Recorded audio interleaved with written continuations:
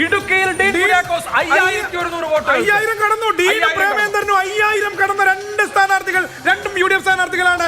ഇടുക്കിയിലും അതേപോലെ കൊല്ലത്തും 5408. ഇടുക്കിയിൽ പെട്ടെന്നാണ് കാര്യങ്ങൾ നടക്കുന്നത്. ഇടുക്കിയിൽ ഡീൻ കുര്യാക്കോസ് ഇതാ 5537 വോട്ടുകൾക്ക് ഡീനിന്റെ തേരോട്ടം ഇടുക്കിയിൽ.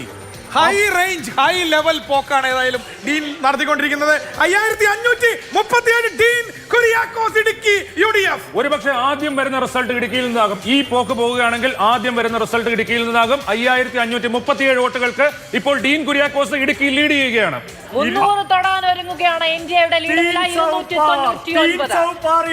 NDA കടന്നെത്തുന്നു. 299, 170 എന്ന ഘട്ടത്തിൽ കൊല്ലം 9847 വോട്ടുകൾക്ക് ലീഡ് ചെയ്യുന്നു പ്രേമേന്ദ്രൻ. വൻ ലീഡ് കൊല്ലത്ത്, വൻ ലീഡ്.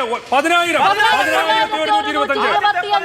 ആദ്യത്തെ 10,125 വോട്ടുകൾക്കാണ് NK പ്രേമേന്ദ്രൻ കൊല്ലത്ത് ലീഡ് ചെയ്യുന്നത്. പ്രേമചന്ദ്രന്റെ പോക്ക് ഇത് എങ്ങോട്ടാണ്?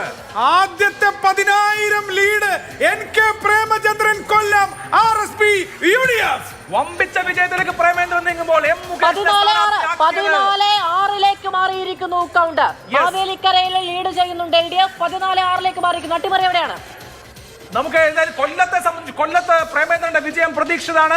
LDFന്റെ സംഗീത് ചാപ്പ വിലപ്പോയില്ല. പ്രേമചന്ദ്രന് വലിയ വിജയം നേടാൻ കൊല്ലത്ത് സാധിക്കുന്നു. എന്ന് പറഞ്ഞാൽ മുകേഷിനെ അപ്രസക്തനാക്കിക്കൊണ്ടുള്ള കുതിപ്പാണ്. 2 റൗണ്ട് പൂർത്തിയാവുന്നതിന് മുമ്പ് 10,000 എന്ന് പറഞ്ഞാൽ പ്രേമചന്ദ്രന്റെ ലീഡ് വമ്പിച്ച ലീഡായിരിക്കുമെന്നുള്ള കാര്യത്തിൽ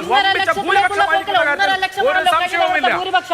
നേരത്തെ ബാംഗ്ലൂരിലെ കാര്യം പറഞ്ഞു. ആ സീറ്റ് കോൺഗ്രസ് പിന്നിലാണെന്ന് പറഞ്ഞു. DK സുരേഷ് അവിടെ ലീഡുമായി തിരിച്ചെത്തിയിരിക്കുന്നു. തിരുവനന്തപുരത്ത് NDA 300 എത്തി. തിരുവനന്തപുരത്ത് ശശി തരൂരിന്റെ ലീഡ് കുറയുന്നു.